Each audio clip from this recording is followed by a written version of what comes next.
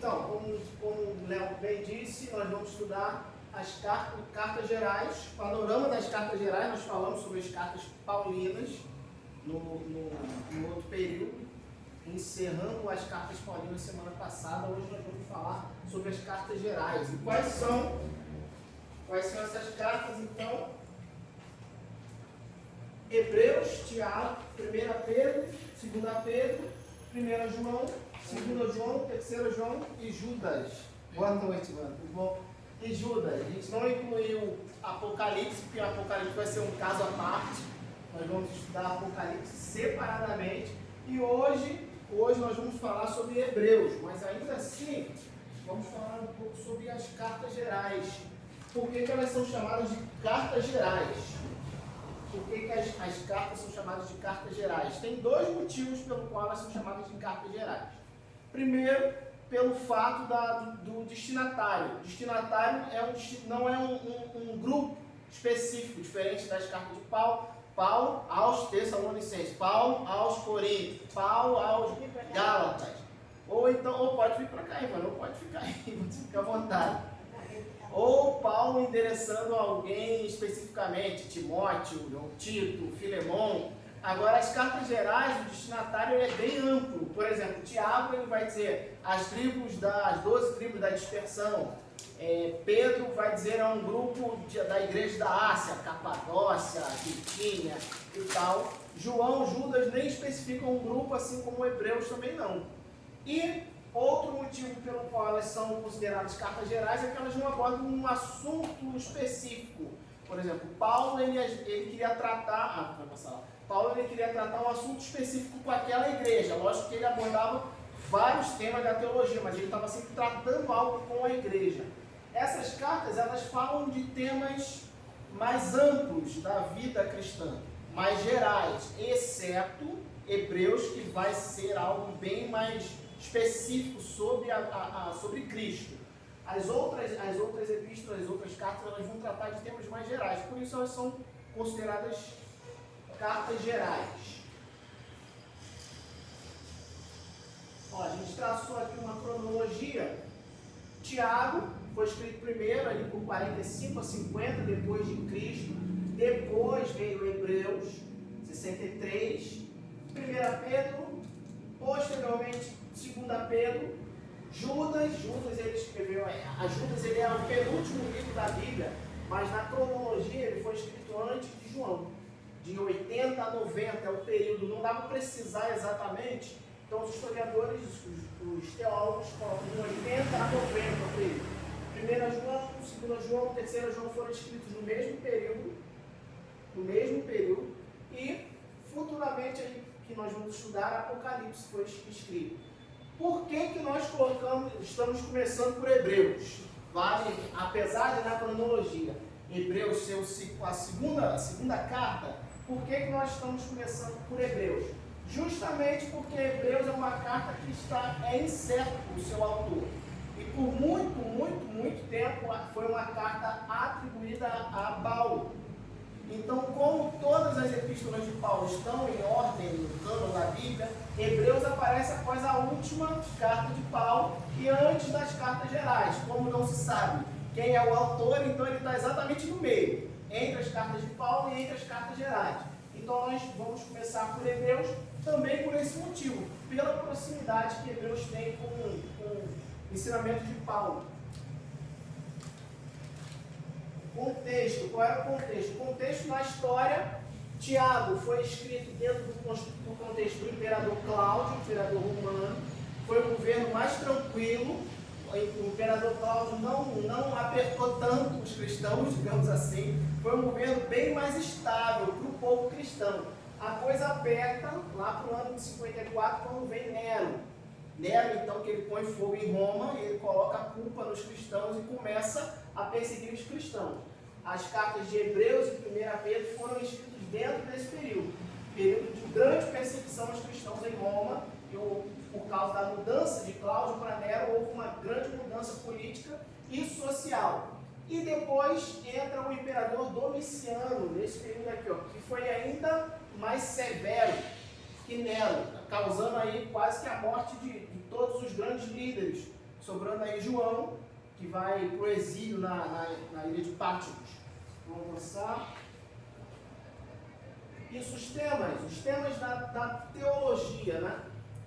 Hebreus, ele fala de cristologia, fala de Cristo e salvação, soteriologia. Hebreus é majoritariamente sobre Cristo e salvação. O autor está todo momento ali tratando sobre Cristo e salvação. Já Tiago, todas as outras cartas, Tiago, 1 Pedro, 2 Pedro, 1 João, eles vão falar sobre uma ética e vida cristã. Como eu falei, o tema é um pouco mais geral, não é algo específico para ser tratado numa igreja. Como são temas gerais, são temas que poderiam ser tratados por várias igrejas.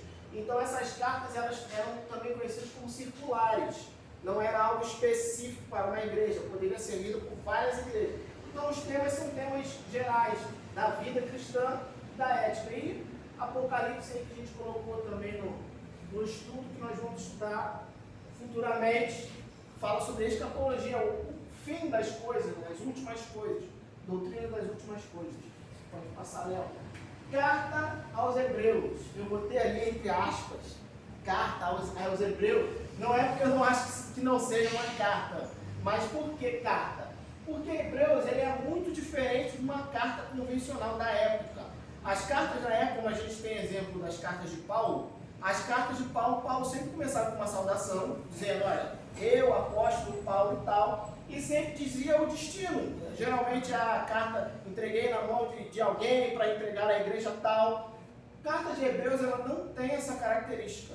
Não, o autor não começa falando sobre si, o autor não diz para quem que é especificamente.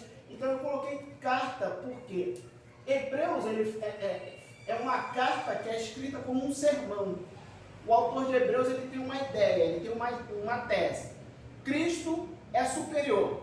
Essa é a tese dele. Então ele vem discorrendo, toda a carta de Hebreus ele vem discorrendo. Cristo é superior aos anjos, é superior ao sacerdócio, é superior a Moisés. Ele vem desenvolvendo a sua tese e então ele conclui.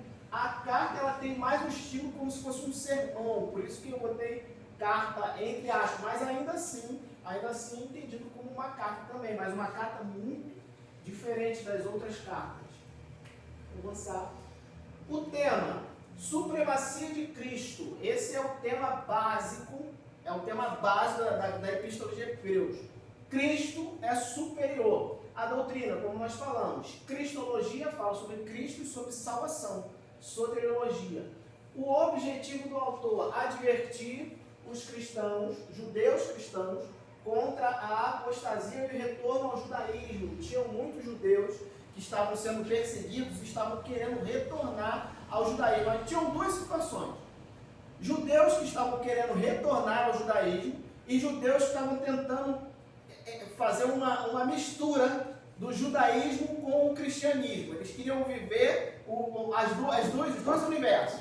Nós queremos ser judeus, nós queremos ser cristãos. Eles estavam juntando. E tinham judeus que estavam querendo fugir do cristianismo, falando, não, eu quero voltar para o judaísmo. Então ele estava advertindo o povo contra essa apostasia. Perseverando na fé em Cristo Jesus, porque Cristo é suficiente. Esse é o texto da carta, a suficiência de Cristo. Ele é superior a qualquer coisa que o judaísmo possa te estabelecer, porque tudo aquilo era sombra do que Cristo é. Cristo é a plenitude de tudo aquilo que o judaísmo, todos os elementos que o judaísmo apresentava. Era isso que o autor estava querendo dizer. Ano de 63 depois de Cristo, e o contexto geral, possivelmente, reinado do imperador Nero. Possivelmente, eu coloquei aqui porque a datação de Hebreus é muito imprecisa, é muito difícil de conseguir precisar a datação de Hebreus. A gente diz possivelmente porque, em consenso, a maioria entende que foi escrita nesse período, entendeu? Mas tem uns que entendem que foi nesse período, tem outros que entendem que foi num período muito posterior, mas a gente preferiu fixar essa data aí, que é o que a maioria compreende, a escrita de Hebreus. Até porque também essa data se aproxima caso tenha sido Paulo, essa data se aproxima do período em que Paulo esteve vivo e possivelmente ele poderia ter escrito. Se fosse um período muito posterior, Paulo já teria morrido. Então a maioria dos historiadores mantém essa data. Vou passar.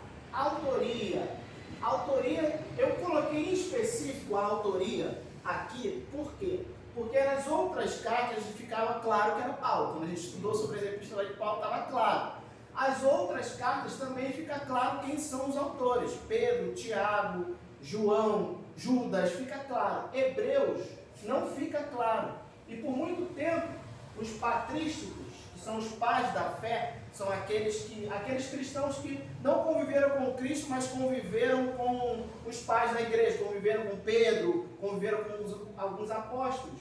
São conhecidos de patrísticos. A maioria dos patrísticos, por muito tempo, deu nome a essa carta de Epístola de Paulo aos Hebreus, por muito tempo. Mas ainda assim é impreciso dizer que foi Paulo, porque Paulo tem um estilo, Paulo tem um padrão. Ele sempre começa com uma saudação. Essa carta ela não começa com uma saudação. E ele sempre tem um estilo de escrita diferente do estilo de escrita do grego. Então é muito difícil a gente atribuir essa carta a Paulo. Mas existem alguns argumentos. O argumento lógico que favorece a autoria de Paulo é a afinidade com o pensamento e a teologia paulina. A Epístola de Hebreus tem muita afinidade com o que Paulo disse. É muito semelhante à abordagem de Paulo. Mas o argumento lógico contrário é um pensamento que é lógico.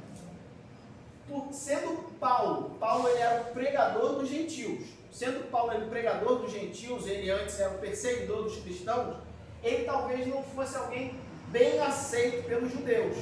Então essa carta é uma carta especificamente não, mas é uma carta muito clara que é para judeus, porque a maneira como ele aborda conceitos do Antigo Testamento, fica claro que era alguém que tinha muito conhecimento do judaísmo, e fica claro que o seu público era um público que entendia dos conceitos judaicos.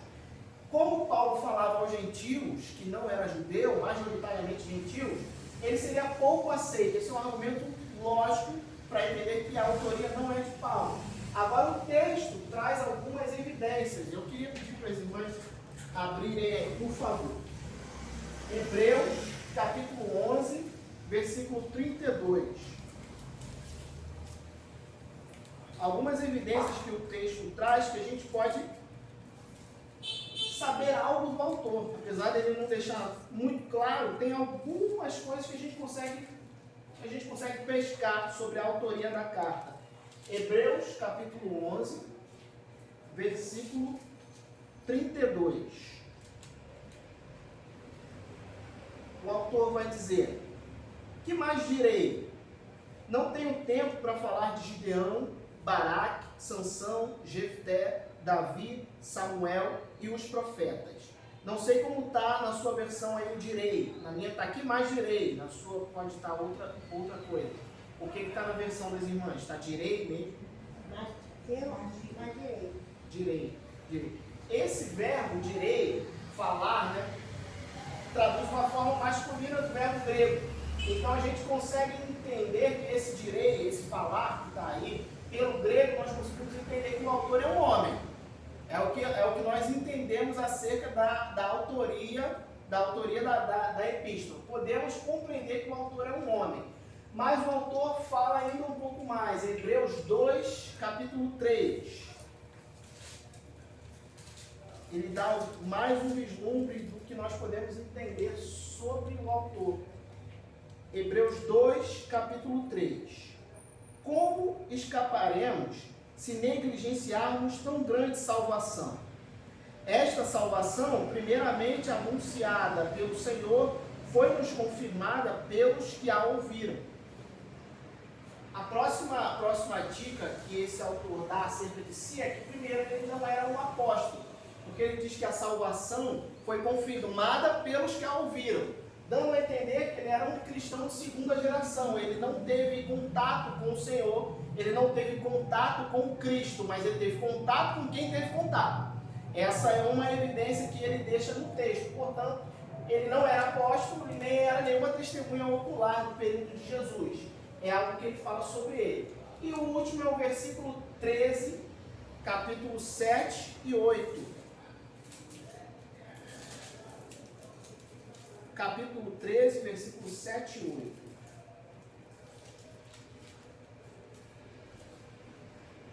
8. Lembrem-se dos seus líderes que lhe falaram a palavra de Deus. Observem bem o resultado da vida que tiveram e imitem a sua fé. Ele está falando aí possivelmente dos líderes da igreja, os líderes da igreja primitiva. Então ele está falando num período em que esses líderes já não estavam mais presentes. Então é o que a gente pode saber do autor. É isso. Fora disso, é conjectura. Mas existem alguns possíveis candidatos que os teólogos estudam e tem mais do que esses. Mas esses são os três mais possíveis. Cotados. Os mais cotados. É o top 3 da autoria de Hebreus. Primeiro é Lucas. Muitos historiadores entendem que Paulo deixou um escrito de Hebreus em hebraico e Lucas pegou e foi traduzindo para o grego e aí se tornando então um autor. Muitos entendem pela proximidade de Lucas e Paulo e pelo entendimento de que Hebreus é muito próximo ao pensamento de Paulo, entendem isso. Ele deixou lá em hebraico algum rascunho, Lucas pegou e disse, rapaz, dá uma carta maneira isso aqui. Aí ele foi lá e concluiu em grego. É o que alguns dizem. Outros dizem que é Barnabé. Barnabé era um líder na igreja, ele era alguém intelectual, ele era um judeu, a carta é escrita para judeus e devia ser alguém que tinha muito conhecimento do judaísmo. Barnabé ele era judeu da tribo de Levi, ele era amigo de Paulo, amigo íntimo de Paulo, que justificaria a semelhança de Hebreus com Paulo. Outro é Apolo. Apolo ele é alexandrino de nascença, ele também é judeu cristão, também é intelectual e ele tem um vasto conhecimento das escrituras e ótima oratória. Até Lucas, se eu não me engano, Lucas, quando cita Apolo, fala que ele era um homem que falava muito bem. Devido ao fato de Hebreus ser quase um sermão, muita gente, o consenso majoritário, do que eu andei pesquisando, eu não sei do que você sabe, do consenso majoritário é por ser Apolo, que seja Apolo. Principalmente porque Hebreus é como se fosse um sermão. E como Apolo era alguém que pregava muito bem pela forma de escrita, também ser parecido com Paulo, ele foi contemporâneo de Paulo. A maioria entende que é Apolo, mas mesmo assim não dá para a gente frisar quem é o autor. O autor continua sendo desconhecido. Esses textos é a única coisa, pelo menos que eu encontrei. Não sei se você tem mais informação. Essas são as informações que a gente consegue encontrar dentro do texto para poder entender quem era o autor. Isso são algumas dicas que ele deixa sempre de si. Para o nosso estudo é suficiente. Tem mais informação dos autores, né? Dos possíveis autores. Sim. Mas já está bom para a gente ter um pano, né? Que não foi, assim, não está taxativo que foi Paulo, sim, mas tem outras possibilidades, né? Ficou vago. Ficou vago, acabou ficando vago porque Paulo não quis assumir que foi ele, ou porque os outros não tiveram a preocupação de dizer que foram eles, ou porque Lucas traduziu de fato, como é uma possibilidade, e ele não podia dizer que era ele. Ou pode ter sido que Paulo deixou, como ele já havia morrido, Lucas ficou sem graça de Deus. Ele já morreu, mas pô, não é ele, porque ele já morreu, mas também não sou eu que eu vou perder, então eu vou deixar. Barnabé eu acho menos provável, agora o Lucas e Apolo é uma possibilidade grande. Muito possível. Agora Barnabé já acho menos provável. Enfim, essas são só conjecturas. Né? Pode ser que isso tenha sido Paulo que tenha deixado mesmo, mas a pessoa que escreveu não usou como Paulo usa. Pois usou o mesmo estilo. Copia, mas não faz igual. Copiou, mas não faz igual, porque aí vai pensar que foi ele mesmo. Sim, e pode aí ser. fica importante pensar assim, irmãos. O que isso muda pra gente?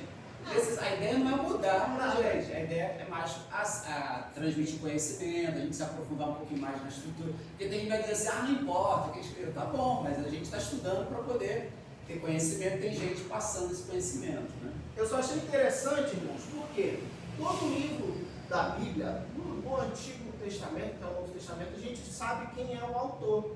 E uma das possibilidades para um livro entrar no cânon bíblico, são três normativas para o livro fazer parte do cânon. Primeiro é a autoridade de quem escreveu.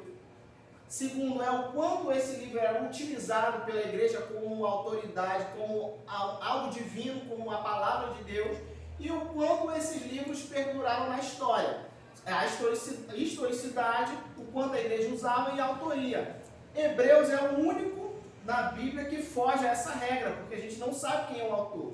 Não tem como precisar quem é a autoridade apostólica que escreveu. Mas ele está presente pela força do seu conteúdo. E na formação do cânon, acreditavam piamente que era Paulo. Que era Paulo. Então ficou fácil. Sim, Paulo. Ele só não falou, mas é Paulo. Como não? Essa inteligência que só pode ser de Paulo, é Paulo. Aí isso ficou facilitou atribuído a Paulo. o requisito do apostólico. Sim, ela facilitou.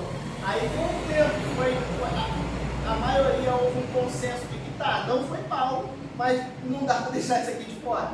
Isso aqui é muito palavra de Deus, tem muita conformidade com o que Cristo significou, não dá para deixar de fora. E ele faz parte aí do nosso cano.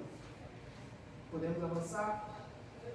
Isso, contexto histórico. Primeiro, como eu falei, é um período de tumulto e perseguição. A igreja estava sendo perseguida por Nero. Nero era um imperador severo aí nesse período.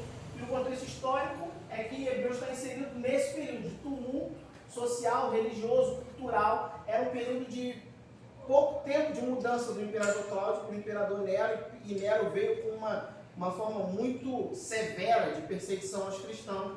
Então era um período complicado. Era um período de transição do judaísmo para o cristianismo. O cristianismo estava se consolidando nesse período. Então o judaísmo estava meio que perdendo força para o cristianismo. Então era esse período de transição. Muitos judeus se tornando cristãos. Então a carta ela foi escrita para cristãos, de origem judaica, possivelmente. Conflitos doutrinários e identidade cristã. A carta ela aborda a necessidade de uma compreensão profunda de quem era Cristo, da pessoa de Cristo, a obra de Jesus. A carta tem o intuito de explicar e esmiuçar o que Cristo representava e, conforme os elementos judaicos, o que Cristo representava ali. É esse o objetivo da carta, dizer, olha, isso tudo que a gente fazia aqui, a gente fazia porque isso aponta para Jesus. Isso aqui que a gente fez, os sacerdotes, eles apontavam para Jesus. A oferta apontava para Jesus. A carta tem esse intuito. Isso aí é maravilhoso, né? Destacar esse link que eles fazem com todos os elementos praticamente do judaísmo e linkando com Jesus, colocando Jesus não só linkando, mas ele superior a todos eles. Sim, o intuito dele é falar, olha, tudo isso que a gente pratica por mera conveniência ou porque nós acostumamos, tudo isso tem um propósito. E o propósito disso aqui, isso aqui aponta para Cristo, isso aqui aponta para Cristo, isso aponta para Cristo, e Cristo é superior a todos esses elementos. Então a gente pode deixar o judaísmo e seguir para o cristianismo. Era essa tese do autor. E desafios à fé e à maturidade espiritual. Os crentes eles enfrentavam pressões, tanto externas do imperador quanto internas. Os judeus estavam falando, não, meu irmão, isso aí não é se Jesus não veio, não. E eles estavam pressionando aqueles cristãos que estavam querendo abandonar o judaísmo. Então, o contexto da carta é esse. Podemos fixar? Aí no esboço, o autor vai começar dizendo que Cristo é superior aos anjos. Os judeus eles tinham muito uma ligação com anjos. Eles acreditavam. Anjos são pessoas importantes, mas eles supervalorizavam a importância de anjos. Então ele vai começar falando, olha, Cristo ele é superior. Vocês acham que anjos são importantes? São mensageiros? Tudo bem, realmente eles são. Mas Cristo ele é superior. Cristo é superior aos anjos. Vocês veneram Moisés. Moisés ele é um grande homem. Ele é realmente um grande homem. Mas Cristo é superior a Moisés. Cristo é superior a Arão. Ele vai dizer Arão como representante dos sacerdotes, da linha sacerdotal. Ele vai até dizer que Cristo ele é da linhagem de Melquisedeque. Lá no Antigo Testamento, Melquisedeque foi meio, como é que eu vou dizer? É um personagem que um enigma. Mas no Antigo Testamento vai dizer que Melquisedeque ele era um rei e também um sacerdote. E que Cristo ele é dessa linhagem, como rei e como sacerdote, ele é da linhagem de Melquisedeque, que antecede a linhagem de Arão, sendo então uma... Pode falar. Essa, você falou bem aí da questão do superior, né? Quando fala dos anjos, está falando de coisas espirituais. Moisés está falando da lei. Sim. E Arão está falando do sacerdócio, né? Da vida religiosa do povo. Mostrando Jesus superior a essas três coisas. Sim. um progresso espiritual, convidando o povo a uma maturidade cristã, como eles estavam saindo do judaísmo, ele estava querendo fortalecer aqueles irmãos para que eles progredissem na fé e progredissem espiritualmente, crendo nessas três verdades. O sacerdócio, capítulo 7 a 10, ele vai falar sobre o sacerdócio, Cristo sendo superior aos sacerdotes e o seu sacrifício como sacerdote, o seu ofício sacerdotal é superior ao sacerdote daquela época. Os sacerdotes ficavam diante de uma arca. Cristo ficou diante do próprio Deus, ele vai dizer. Então, Cristo é um sacerdócio muito mais sublime, muito mais superior ao sacerdócio da antiga aliança. Vai falar sobre o ministério de Cristo, o sacrifício de Cristo, falando aí também sobre a nova aliança, a antiga aliança, e ele vem falar agora sobre uma nova aliança em Cristo. Ele exorta o povo e fortalece, admoesta, e ele conclui com uma bênção, com uma conclusão e uma bênção, é o esboço que a gente vai encontrar em Hebreus. Características específicas que eu separei aqui na epístola, na carta de Hebreus, são coisas que a gente talvez encontre mais especificamente nessa carta. Primeiro, a ênfase no sacerdócio de Cristo. As outras cartas, Paulo talvez não dê ênfase nessa questão sacerdotal. Hebreus ele é o que apresenta uma teologia sobre o sacerdócio, comparando o sacerdócio de Cristo, um sacerdócio de uma nova aliança, com o sacerdócio da antiga aliança. Hebreus dá muita ênfase. A abordagem de Hebreus também é diferente. É uma abordagem alegórica. Ela apresenta vários elementos e compara esses elementos a Cristo. Vários elementos do Antigo Testamento comparando esses elementos a Cristo. É uma abordagem diferente do que a gente encontra em qualquer outra carta. É uma abordagem muito diferente da abordagem de Hebreus. E o estilo literário também, o estilo literário de argumentação, como se fosse um sermão. Muitos teólogos chamam a carta de Hebreus como eu até coloquei aqui em cima, deixa eu lembrar. Muitos teólogos chamam a carta de Hebreus como uma chave hermenêutica. É uma chave para interpretar o Antigo Testamento. Você quer conseguir compreender bem o Antigo Testamento e tudo aquilo que Deus planejou no sacerdócio, no tabernáculo, leia Hebreus. Leia Hebreus que você vai conseguir compreender perfeitamente aquilo que Deus planejou, que tudo aquilo que ele planejou no tabernáculo, toda aquela dinâmica não era à toa, tinha um propósito. E isso Hebreus deixa bem claro para explicar para o povo essa dinâmica. E também, a outra característica específica que é interessante é a ausência de saudação pessoal e a origem certa. Não é algo só de Hebreus, como eu falei, 1 João, 2ª, 3ª João e Judas também não deixam claro com relação à origem. Deixam claro quem é o autor, mas não a origem. Saudação e origem, só em Hebreus que a gente encontra essa ausência dessas características. São coisas que eu achei interessante compartilhar, que é algo que a gente encontra majoritariamente ou talvez só em Hebreus. Irmãos, se quiserem falar, podem falar, pelo amor de Deus. Podem falar, podem perguntar. Fica à vontade. O conteúdo de Hebreus eu resumi em três grandes temas. Três grandes temas que a gente vai encontrar em Hebreus. Primeiro é a supremacia de Cristo, o seu sacerdócio, e a superioridade dele de Moisés, o antigo pacto. Esse é o conteúdo inicial, falando sobre a superioridade de Cristo. Ele vai exortar o povo com relação à fé. O autor de Hebreus vai dizer que voltar do judaísmo é uma espécie de um retrocesso.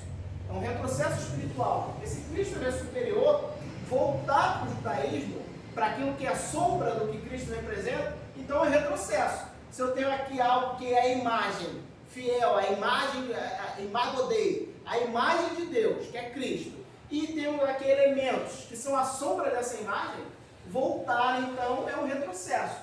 E ele vai exortar com relação à fé, manter perseverante essa fé em Cristo, que não mais são os elementos, é o próprio Cristo. Ele vai falar sobre os heróis da fé, com relação a exemplos de fé, vai falar sobre a linhagem dos heróis, e o caminho para a santificação e acesso a Deus. Cristo, sendo o sacerdote, ele é o caminho. Ele é o caminho para que a gente possa se santificar, para que a gente possa chegar a Deus. Ele é o sacerdote, ele é o sacerdote superior, porque ele é um sacerdote que entrega a sua oferta sabendo exatamente o que tem no seu coração, sabendo exatamente pelo que você sofre, pelo que você chora, pelo que você se alegra. Então ele é um sacerdote superior e por ele, através de Cristo, a gente pode chegar a Deus. Isso aqui é o último agora. É a aplicação. Diante disso tudo, diante do que o autor de Hebreus deixa claro, diante do que ele expressa, o que nós podemos aplicar para a nossa vida? O que nós podemos entender com o ensinamento de Hebreus? Primeiro, que Cristo ele é superior a tudo. Cristo ele é superior a tudo que nós possamos imaginar. Isso deve fazer com que Cristo seja o centro. Era o que o autor estava fazendo com que o seu público entendesse. Ele é superior a qualquer coisa que vocês possam imaginar. Superior a anjos, superior a sacerdotes, superior a grandes homens da fé. Cristo é superior. Se ele é superior, não há nada mais que você deva querer. Não há nada mais que você deva buscar. Não há nada mais, não há outro caminho. Cristo é o único caminho.